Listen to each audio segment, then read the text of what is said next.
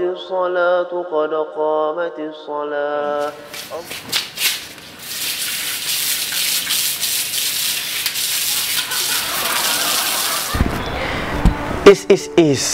Esi zaman wudhu kayak kue. Sungguh ironis jika masih ada tata cara wudhu demikian di zaman begitu mudah kita mendapatkan keterangan agama dari berbagai media. Sungguh kita begitu mudah mempelajari bagaimana tata cara wudhu Nabi yang benar. Namun memang kebanyakan manusia, memang banyak manusia yang masih meremehkan ibadah wudhu, seolah-olah ibadah wudhu adalah ibadah yang pelengkap saja. Padahal jika kita buka bab pembahasan kitab fikih, justru bab yang pertama dibahas dalam kitab-kitab fikih adalah babut taharah, yang salah satu pembahasannya adalah ibadah wudhu. Tahukah kita bahwasanya Nabi Shallallahu Alaihi Wasallam pernah bersabda, la salata liman la wudu'alah, tidak sah salat bagi yang tidak berwudu. Nabi SAW pun bersabda, inna awwala ma yuhasabu bihil abdu yawmal qiyamah as-salah, sesungguhnya amal ibadah yang pertama kali dihisab oleh Allah Subhanahu wa taala adalah ibadah salat. Jika salatnya benar, amal ibadah yang lain juga benar. Tapi jika salatnya salah, jika salatnya tidak sah, maka akan rusak amal ibadah yang lain. Pertanyaannya, kenapa para ulama meletakkan babut taharah, salah satunya pembahasan wudhu, di pembahasan pertama kitab fikih mereka? Karena jika wudhu yang kita kerjakan rusak, tidak sah, maka sebaik apapun kita melaksanakan ibadah salat, salat kita pun menjadi tidak sah. Karena wudhu menjadi syarat sah ibadah salat. Jika wudhunya tidak sah, berdampak kepada tidak sahnya ibadah salat. Dan jika salat kita tidak sah, jika salat kita rusak, amal ibadah yang lain, puasa kita, haji kita, umroh kita pun berdampak menjadi ibadah yang rusak. Begitulah pentingnya ibadah wudhu yang seharusnya tidak selayaknya kita remehkan, dikerjakan begitu cepat, begitu banyak hal yang ditinggalkan dari sunnah-sunnah Nabi SAW. Maka pada kesempatan yang barokah ini kita bahas beberapa kesalahan terkait ibadah wudhu. Yang pertama, banyak orang ketika wudhu begitu mudah menggunakan air secara berlebihan, boros dalam menggunakan air. Tidakkah kita sadar ketika kita menggunakan banyak air dalam berwudhu, masih banyak saudara-saudara kita yang sedang membutuhkan tetes demi tetes air bersih. Oleh karena itu, Allah Subhanahu wa taala berfirman dalam surah Al-A'raf ayat yang ke-31, wa kulu washrabu wa la tusrifu innahu la yuhibbul musrifin. Allah berfirman, makanlah kalian, minumlah kalian, dan jangan berlebihan. Sesungguhnya Dia Allah sama sekali tidak menyukai sesuatu yang berlebihan. Tahukah kita dalam hadis riwayat Imam Bukhari, Rasulullah SAW ketika berwudu hanya menghabiskan 1 mud air saja.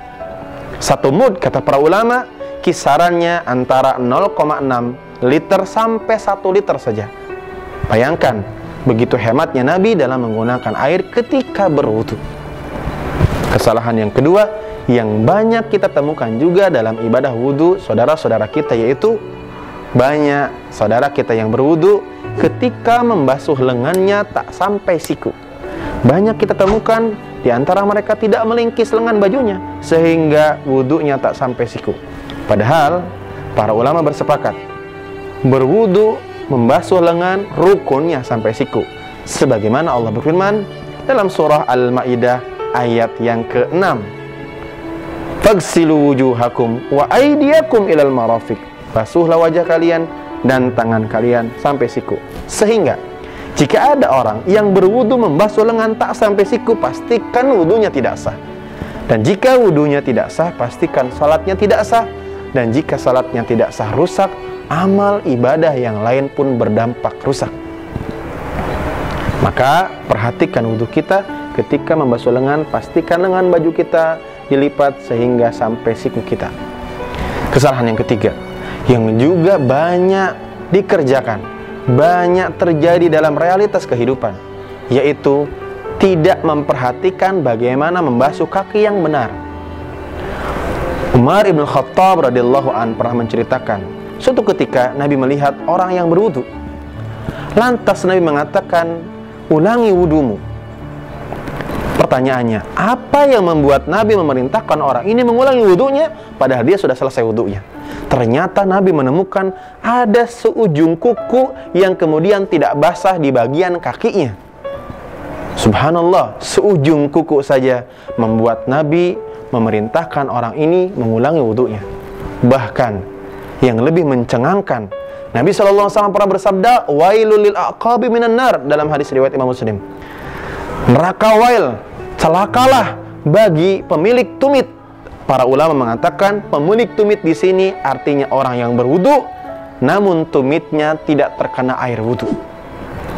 Rasul tidak main-main mengancam dengan neraka wail bagi orang yang berwudu namun tumitnya tidak terkena air wudu, karena tumit bagian dari sesuatu yang harus dibasuh ketika kita membasuh bagian kaki dalam ibadah wudu kita. Pertanyaannya, kenapa Nabi sampai mengancam dengan neraka wail?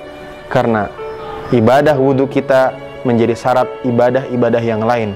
Banyak ibadah-ibadah yang menjadi sah jika wudu yang kita kerjakan juga sah. Oleh karena itu, aja kayak kue maning lah, wudu sing bener. Marilah kita perbaiki wudu kita. Mulailah wudu kita dengan mengucap Bismillahirrahmanirrahim, agar Allah menerima ibadah wudu kita, agar Allah menuntun ibadah wudu kita dengan benar sesuai dengan contoh Nabi SAW. Yang terakhir, ada ibadah yang kecil namun pahalanya begitu besar. Tentu kita semua berharap ingin masuk surga dengan mudah. Dan ada amalan yang terkait ibadah wudu. Rasulullah SAW bersabda dalam hadis riwayat Imam Muslim, jika di antara kalian berwudu, fayasbigul wudu, kemudian menyempurnakan wudunya, thumma qal, selesai wudu dia berdoa, asyhadu an la ilaha illallah wa asyhadu an la ilaha illallah wahdahu la syarikalah wa asyhadu anna Muhammadan abduhu wa rasuluh, maka Rasul bersabda, yadkhulul jannata, dia bisa masuk surga dari 8 pintu surga. Dari manapun dia masuk diizinkan oleh Rasulullah, oleh Allah Subhanahu wa taala, hanya dengan membaca asyhadu an la ilaha illallah wahdahu la syarikalah wa asyhadu anna Muhammadan abduhu wa rasuluh. Selepas wudu kita dijanjikan bisa masuk surga lewat 8 pintu surga. Wallahu alam bissawab.